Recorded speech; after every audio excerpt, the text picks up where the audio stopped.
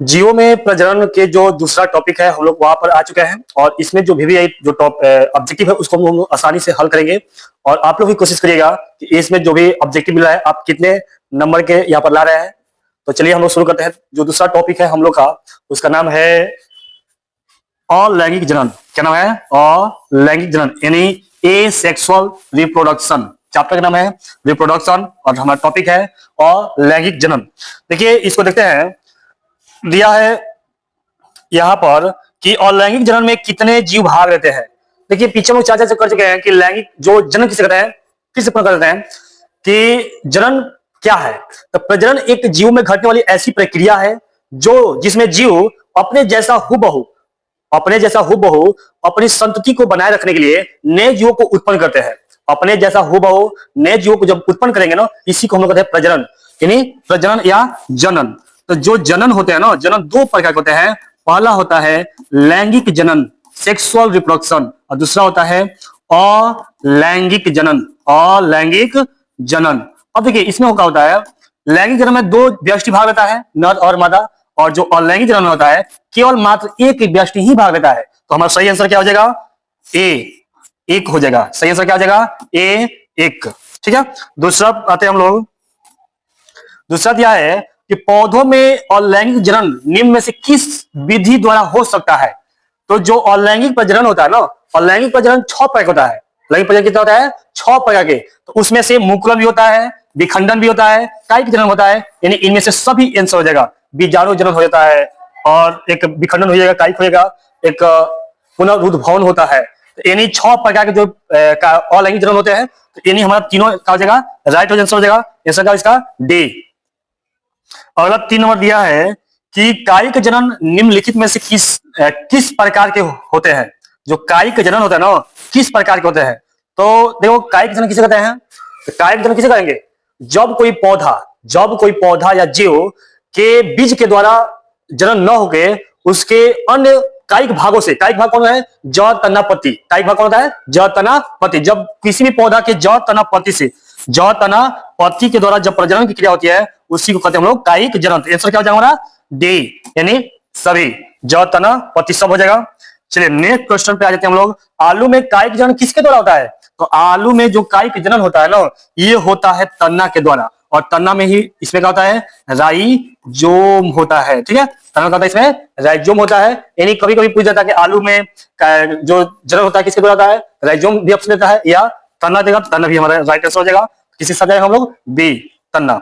Next दिया है कि एक बीज पत्री होता है क्योंकि ग्राफ्टिक बिरल, सेकेंड, हाँ ठीक है, जो ग्राफ्टिक बिरल होता है ना, ये हो सकता है एक बीज पत्री पौधों में जो ग्राफ्टिक बिरल है हो सकता है। ऑप्शन दिया है हमारा, ए दिया है एक बीज पत्री में बंद वैक्यूलर बंडल में होता है, एक बीज पत्री कैम्बियम विहीन होते हैं, या समांतर होते हैं, या एक से अधिक होते हैं। तो हमारा सही आंसर बी हो जाता है। हम लोग बी के साथ जाएंगे कि ये क्या होते हैं? एक बीज पत्री कैम्बियम विहीन होता है। क्या होता है? एक बीज पत्री कैम्बियम विहीन होता है। तो B is the right answer हो जाएगा। और अगला 6 नंबर दिया हमारा कि धान के पौधों में जो नर युग्मक होते हैं कि केंद्रक में 12 गुणसूत्र है। देखिए नर युग्मक में कितने हो गए? 12 गुणसूत्र। ठीक है, मादा युग्मक, युग्मनज तथा सीडिंग कोशिकाओं में गुणसूत्रों की संख्या कितनी होगी? देखिए तो यदि नर में 12 है तो मादा में भी होगा, कितना होगा? 12। उसके बाद युग्मनज में दुगना हो जाता है, युग्मनज कहता है दुगना, यानी 12 दूनी 24 हो जाएगा। उसके बाद क्या है? एंड सीडिंग, जो उसके बीज होते हैं, बीज में क्या होता है? द्विगुणित होते हैं, यानी उसमें भी क्या हो जाएगा? 24, यानी 12 24 24 इधर राइट आंसर। और हम लोग जाएंगे इस सी के साथ। ये क्या हो जाएगा? हमारा सही आंसर हो जाएगा। अगला दिया है कि निम्नलिखित में से किस प्राणी में ओवोविविपेरस होता है? ओवोविविपेरस के मतलब क्या होता है? विविपेरस के मतलब होता है वैसे जीव जो क्या करते हो, अपने बच्चे को शरीर से जन्म देकर उसे दूध पिलाता हो, उससे क्या कहेंगे? उसे कहेंगे ओविपेरस। और जो बच्चे को जन्म देकर अच्छा ठीक है, जो जीव अंडा के द्वारा प्रजनन की क्रिया को संपन्न करते हैं उसे कहते हैं अंडक जनन या ओविपेरस। और जो जीव शरीर से बच्चे को जन्म देकर उसे दूध भी पिलाता हो उसे कहेंगे बीबीपेरस। इसमें क्या पूछा है? करा है बेबी पेरस पूछा है। क्या पूछा है? बेबी पेरस। तो मुर्गी तो अंडा देती है, ये हमारा नहीं होगा। प्लेटिपस भी नहीं होगा, जो रेटल सर्प होते हैं ना, ये क्या होते हैं, ये बीवी प्लस होते हैं, बच्चे को जन्म देकर ये दूध भी पिलाते हैं। राइट आंसर हो जाएगा सी। पुष्पीकरण पादप में कौन सा पश्य घटना है? ये जो पुष्पीकरण, जो पौधों में जो पुष्पीकरण होता है ना, सबसे अंत में कौन घटना होगा? इसमें से देख लेते हैं हम लोग। ऑप्शन दिया है पराग का स्थानांतरण, अगला दिया है भ्रूण का विकास, पुष्प का निर्माण, परागकण का निर्माण। अब देखिए, सबसे पहले तो परागकण का निर्माण होगा, ये तो कभी नहीं होगा। उसके बाद पुष्प का निर्माण, पुष्प भी बनेगा। इसके बाद और इसके बाद जो परागकण होंगे स्थानांतरित होंगे। जो सबसे अंत में घटना घटने वाली है वह क्या है? भ्रूण का विकास। भ्रूण का विकास कब होगा? जब परागकण भी निर्माण हो जाएगा, परागकण का स्थानांतरण भी हो जाएगा, उसके बाद निषेचन हो जाएगा। निषेचन के पश्चात, निषेचन के बाद ही तो भ्रूण बनता है। तो आंसर क्या हो जाएगा हमारा बी, भ्रूण का विकास। चलिए अगला क्वेश्चन दिया है, निम्नलिखित में से कौन सा पौधा द्विलिंगी है? द्विलिंगी पौधे किसे कहेंगे? वैसे पौधे जिसमें नर प्रजनन अंग और मादा प्रजनन अंग एक ही में शामिल हो उसे कहेंगे द्विलिंगी। इसमें से हमें देखना है कौन सा द्विलिंगी है। ऑप्शन दिया है पपीता, खजूर, नारियल। तो हमारा सही आंसर हो जाएगा, सॉरी नारियल, सरसों। सही आंसर क्या हो जाएगा? सरसों इज द राइट आंसर हो जाएगा। और पपीता, खजूर ये सब का है, नारियल सब एक लिंगी है। अगला दिया है किस अवस्था में शब्द डायोसियस का उपयोग होता है? डायोसियस का उपयोग होता है एक लिंगी को व्यक्त करने के लिए। जैसे में क्या होता है? जैसे में नारियल होता है, खजूर होता है। ठीक है, तो अगला हम लोग का क्या है? 11 नंबर है कि नोट्स को आंख कहते हैं। जो निम्नलिखित में से किस पौधे में नया पौधा बनाता है? तो जो नोट्स होता है, हम लोग जो देखते नहीं है कि जो आलू होता है, आलू में जो नोट्स आंखें जिस होती है वे क्या करता है? नए पौधे को जन्म देता है। हमारा सही आंसर क्या हो जाएगा? आलू। आलू में क्या निकलते हैं? नोट्स निकलते हैं जो नए जीवों को जन्म देते हैं। डी आंसर हो जाएगा। अगला क्वेश्चन, गतिशील सिलिया युक्त बीजाणु को कहते हैं। जो गतिशील सिलिया युक्त जो बीजाणु होते हैं उसे क्या कहेंगे? एप्लानोपोरस, कोनिडिया, जोशोपोर या उशोपोर। हमारा सही आंसर क्या होगा? जोशोपोर। जो सिलिया युक्त जो बीजाणु होते हैं ना, जो गतिशील होते हैं, इसको कहते हैं हम लोग जोशोपोर। क्यों? इसमें क्या होता है? जो जोशोपोर होते हैं ये गतिशील होते हैं, और वही जो जाइगोट होते हैं ना ये अगतिशील होता है। क्वेश्चन में भी आया था कि जो जाइगोट और जोशोपोर में अंतर बताएं। ठीक है, चलिए नेक्स्ट क्वेश्चन पे आ गए हम लोग कि कोई भी प्राणी एक अवसाद को छोड़कर अमर नहीं है। माने कोई भी प्राणी एक अपवाद में छोड़कर कौन है जो अमर नहीं है? तो एक कहने मतलब ये क्या है, हमारा जो एकोष्कीय जीव होते हैं ना, एकोष्कीय जीव होते हैं जो क्या होते हैं? ये अमर होते हैं, ये मरते नहीं है। इनमें क्या होता है? कोशिकाओं को पुनः जन्म लेने की या विकास करने की क्षमता होता है। तो हमारा सही आंसर हो जाएगा ए। क्या हो जाएगा? ए इज द राइट आंसर हो जाएगा। उसके बाद दिया है निम्नलिखित में से सही का चुनाव करना है हमें। किसे चुनाव करना है? सही का एस्पॉस का जोशोपोर, पेंसिलियम का जोसलस, शैवाल का कोनिडिया। यही हमारा सही आंसर हो जाएगा। शैवाल में क्या होता है? कोनिडिया होता है। इज द राइट आंसर हमारा क्या हो जाएगा? सी। अगला टॉप दिया है ईख में ग्राफ्टिंग नहीं हो सकता है। ईख में ग्राफ्टिंग नहीं हो सकता है। क्यों नहीं हो सकता है? क्योंकि जो ईख के जो पौधे होते हैं ना, इसके जो बॉन्डल्स जो आंखें होती है वे क्या होते हैं? बिखरे हुए होते हैं, माने एक साइड में ये नहीं होते हैं, और तो इसका हम लोग ग्राफ्टिंग नहीं कर सकते हैं। तो हमारा सही आंसर क्या हो जाएगा? ए। क्योंकि इसमें जो भी रेगुलर बॉन्डल्स जो होते हैं ये क्या होते हैं? बिखरे होते हैं, मतलब एक साइड दूसरे साइड में, मतलब देखना ना कि चलिए छोड़िए, ठीक है, समझ में आ गया। चलिए अगला दिया पुदीना कायिक प्रवर्धन करता है। पुदीना में कौन सा कायिक प्रवर्धन रहा है? अंतःभूस्तरीय, ऊपरी भूस्तरीय, भूस्तरीय या प्रकंद। तो जो पुदीना होता है, पुदीना बहुत ही चटनी के लिए फेमस होता है। तो पुदीना को जो भी कायिक प्रवर्धन होता है ना, ये अंतःभूस्तरीय होता है। ये क्या होता है? अंतःभूस्तरीय। ये कैसा होता है? अंतःभूस्तरीय। यानी हम ए के साथ जाएंगे, ए हमारे क्या हो जाएगा? राइट आंसर हो जाएगा। अगला दिया है शाख को वृंत पर लगाया जाता है इस प्रकार रोपण कि ये वृक्ष के फल किस पर निर्भर करेंगे? किस पर? मान लीजिए ना, ये तो कर रहा है कि जो शाख पर लगा हुआ जो वृंत होता है ना, जो फल होते हैं, किस पर लगेंगे? तो शाख पर लगेंगे। जाहिर सी बात है, किस पर लगेंगे? शाख पर। ठीक है, राइट आंसर क्या हो जाएगा? शाख। वृंत पर नहीं लगेंगे, ए और बी दोनों नहीं होगा, हमारा ए आंसर हो जाएगा। अगला है आंतरिक तथा अनुवांशिक रूप से समान जीवों को क्या कहेंगे? आंतरिक और अनुवांशिक रूप से जो समान होते हैं जीव नो, उसको हम लोग क्लोन कहते हैं। क्या कहते हैं? क्लोन। तो क्लोन किसे कहते हैं? वैसे जीव जो आंतरिक शारीरिक रूप से और अनुवांशिक रूप से दिखने में समान हो, उसे कहेंगे क्लोन। क्या कहेंगे? क्लोन। ठीक है, ओके। नेक्स्ट क्वेश्चन पर हम लोग कि अमीबा में प्रजनन किस प्रकार होता है? जो अमीबा होता है ना, इसमें प्रजनन किस प्रकार? बहुत है अमीबा में किस प्रकार होता है? द्विखंडन के द्वारा अमीबा में प्रजनन होता है। कोनिडिया में किसके द्वारा होता है? ये शैवाल के द्वारा होता है। कलिका के द्वारा किसके द्वारा होता है? जो आलू होते हैं उसमें होता है। जिम्सोपिल्स क्या है? जिम्सोपिल्स जो हम लोग पीछे पढ़े हैं कि जो अलैंगिक जनन करने वाले जो जीव होते हैं, उनका जो भी युग्मक है विकसित होकर बनते हैं। ठीक है, चलो अगला दिया है प्रकंद एक उदाहरण है। प्रकंद का उदाहरण इसमें कौन है? लहसुन, नींबू, अदरक, प्याज। हमारा सही आंसर क्या हो जाएगा? हमारा सही आंसर हो जाएगा अदरक। सही आंसर क्या होगा? अदरक। नींबू तो कभी नहीं होगा, ऊपर होता है। लहसुन नीचे होता है, लेकिन ये क्या होता है? तना होता है। प्याज क्या होता है? तना होता है। सही आंसर हो जाएगा अदरक। चलिए नेक्स्ट क्वेश्चन पे हम लोग आ जाते हैं। कलिका रोपण का उदाहरण कौन है? कलिका रोपण का उदाहरण कौन है? दिया ऑप्शन कायिक जनन का, उत्तक संवर्धन का, लैंगिक जनन का या प्रकीर्णन का।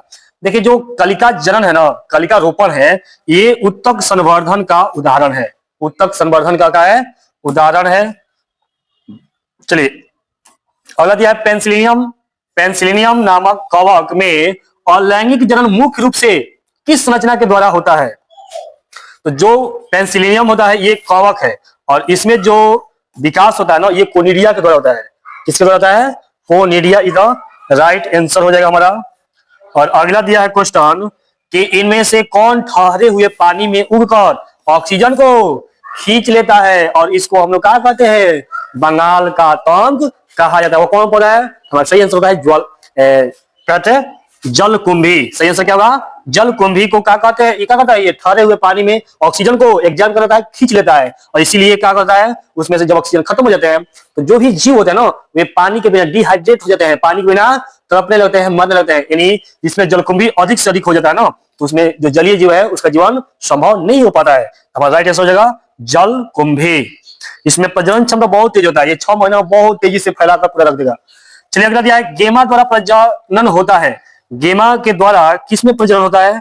तो गेमा के द्वारा प्रजनन होगा उच्च श्रेणी के पौधों में, निम्न श्रेणी के जंतुओं में, या कुछ ब्रायोफाइटा में, या स्तनियों में। तो जो गेमा है, गेमा के द्वारा जो प्रजनन होता है ना, ये होता है कुछ ब्रायोफाइटा वाले जो जीव होते हैं ना, उसमें होता है। गेमा के द्वारा किसमें होता है? ब्रायोफाइटा वाले जीवों में गेमा के द्वारा प्रजनन संभव होता है। ठीक है, नेक्स्ट क्वेश्चन पाते हैं। बीजाणुओं द्वारा प्रजनन करने वाले पौधे जैसे मार्स, फर्न सामान्यतः किस समूह में रखा गया है? किस समूह से आते हैं? तो जो भी ये मार्स है, फर्न है, इनको किस समूह में रखा जाता है? स्पोरोफाइटा, क्रिप्टोगेम्स, थैलोफाइटा या बायोफाइटा। हमारा सही आंसर क्या हो जाता है? B, cryptogams. जो फर्न होते हैं, जो मार्स होते हैं, इस सबको किस में रखा गया है? तो सही आंसर हो जाएगा बी, क्रिप्टोगेम्स। क्या हो जाएगा? Cryptogams is the right answer. ठीक है, चलिए नेक्स्ट क्वेश्चन पे आ गए कि आलू के कंद में आंखें होती है। आलू के कंद में आंखें होती है, ये क्या होती है? ये कक्षीय कलिकाएं होती है। ये क्या होती है? कक्षीय कलिकाएं। यानी देखिए जैसे ये मान लीजिए ये आलू है, तो यहाँ पर यदि कलिका निकल गया, एक ऐसा कलिका निकल गया, तो इसको हम लोग यहाँ से, एक यहाँ भी निकल गया, तो इसको हम लोग यहाँ से यदि हम लोग काट काट कर तीनों को रूप देंगे, तीनों हो जाएगा। तो ये क्या होता है? कक्षस्थ कलिकाएं होती है। कक्षा भाई कक्षा कलिकाएं होती है। तो सही आंसर क्या हो जाएगा? सी। अगला दिया है जब संतति की उत्पत्ति एकल जनक के द्वारा होती है, तब यह अभी जब इस संतति की उत्पत्ति एकल जनक के द्वारा होगी, तो उसे हम लोग कहेंगे अलैंगिक जनन। क्या कहेंगे? अलैंगिक जनन। और जब जब दो गोष्ठ होगा तो इसे कहेंगे लैंगिक जनन। क्या कहेंगे? लैंगिक जनन। और जब ये निषेचन होता है, आंतरिक निषेचन किसे होता है? जब किसी जो निषेचन क्रिया हो, जब शरीर के अंदर हो, उसे कहते हैं आंतरिक निषेचन, और जब शरीर के बाहर हो तो उसे कहेंगे बाह्य निषेचन। चलिए आगे हम लोग 28 नंबर पर एसिटाबुलेरिया निम्न में से क्या है? एसिटाबुलेरिया निम्न में से क्या है? तो एसिटाबुलेरिया एक का है, एक एसिटाबुलेरिया एक एकल कोशिका प्रोटीन है। ये क्या है? एकल कोशिका प्रोटीन है। इसका नाम फेमस क्या है? क्योंकि वैज्ञानिक ये क्या होता है? बहुत लंबा प्रोटीन होता है, और जो एक कोशिकीय होता है वो लंबा होता है, और वैज्ञानिकों को इस पर सिद्ध करने में बहुत ही सहायता करता है, इसलिए इसका नाम देता है, इसलिए यहाँ पर है एसिटाबुलेरिया। चलिए नेक्स्ट क्वेश्चन पे आ गए हम लोग। प्याज में प्रवर्धन होता है, प्याज में प्रवर्धन किसके द्वारा होगा? पत्तियों द्वारा, बीजों द्वारा, प्रकंद द्वारा या बल्ब द्वारा। तो जो भी प्याज में जो भी प्रजनन होता है, प्रवर्धन होता है, ये बल्ब के द्वारा होता है। ये बल्ब किसका भाग होता है? तना का भाग होता है। किसका भाग होता है? तना का। जैसे में आलू में हम लोग पढ़े ना, आलू में भी होता है किसमें के द्वारा? तना के द्वारा। और इसमें क्या होते थे? राइजोम होते थे, राइजोम। उसी तरह इसमें क्या होता है? बल्ब होता है। ठीक है। और नेक्स्ट क्वेश्चन हम लोग आ गए हैं कि पार्थेनोजेनेसिस, पार्थेनोजेनेसिस किया गया है शब्द किसके द्वारा किया जाता है? जो पार्थेनोजेनेसिस, पार्थेनोजेनेसिस शब्द का प्रयोग किसके लिए किया जाता है? बोवेरी के लिए, सटर के लिए, ओवन के लिए, या जोहन माने इस शब्द का प्रयोग सबसे पहले किसने किया था? ये ना आंसर हो जाएगा हमारा ओमन। जो रॉबर्ट ओमन थे, इसने क्या किया? सबसे पहले इस शब्द का प्रयोग किया था। और हम लोग आगे आ जाते हैं, शायद लास्ट नंबर है। जब नर आकृति में कहलाता है तब मादा से भिन्न होता है, तब ये क्या कहलाएंगे? देखो, जब जो नर है और जो मादा है दोनों का भिन्न होंगे ना, इसे हम लोग यौन द्विरूपता कहेंगे। इसे कहेंगे यौन द्विरूपता कहते हैं। समलैंगिकता किसे कहते हैं? जब दो जीव लैंगिक रूप से एक समान हो और एक साथ प्रजनन करते हो, उससे कहेंगे समलैंगिकता। अब विषम लैंगिकता किसे कहते हैं? जब भिन्न भिन्न लैंगिक जो जीव होते हैं, भिन्न भिन्न नर और मादा एक दूसरे के जो मिले, उसे कहेंगे विषम लैंगिकता। चलिए नेक्स्ट क्वेश्चन पे आ जाते हैं हम लोग। और ये हमारा जो भी टॉपिक था अलैंगिक जनन, वे खत्म हो चुका है। और इसमें जो भी वीवीआई पॉइंट हम लोग बता चुके हैं। और पीछे 2 हम लोग टॉपिक पढ़ चुके हैं। इस चैप्टर में जो रिप्रोडक्शन पार्ट है, इस पार्ट में हमें और एक और टॉपिक बचा हुआ है, जिसका नाम है लैंगिक जनन। लैंगिक जनन या प्रजनन, लैंगिक जनन, इसको हम लोग चर्चा करेंगे नेक्स्ट वीडियो में। देखिए पीछे तो चर्चा कर चुके हैं कि लैंगिक जनन क्या है। तो ऐसा जनन जिसमें 2 व्यक्ति भाग लेते हो, एक नर और एक मादा भाग लेती हो, और उसके बाद जो नई संतति उत्पन्न होती है उसे क्या कहेंगे? लैंगिक जनन कहते हैं। इसमें दिया ना कि अंडाणु बनने की विधि को क्या कहते हैं? तो अंडज कहते हैं। जो अंडाणु बनने की विधि है उसका कहेंगे अंडज कहेंगे। और शुक्राणु बनने की विधि क्या कहेंगे? शुक्रजनक कहेंगे। क्या कहेंगे? शुक्रजनक। ठीक है, बट ठीक है, इतना ही रखते हैं और क्लास को एंड करते हैं। और मिलेंगे नेक्स्ट वीडियो में हम लोग लैंगिक जनन के साथ। और लैंगिक जनन बहुत ही इसलिए है क्योंकि पार्ट में जो भी चैप्टर होता है ना, सबका हम लोग ऑब्जेक्टिव लेकर आएंगे और चर्चा करेंगे। और प्लीज आप जो भी गलतियां हो उसको कमेंट करके बताइए, क्योंकि हम लोग अभी शुरुआत कर रहे हैं। और जो भी चैनल है इसको थोड़ा सब्सक्राइब कराइए और अपने दोस्तों जो भी फ्रेंड है उसके पास शेयर करिए और सपोर्ट करिए और लाइक भी करिए और कमेंट जरूर करिए। धन्यवाद, थैंक यू।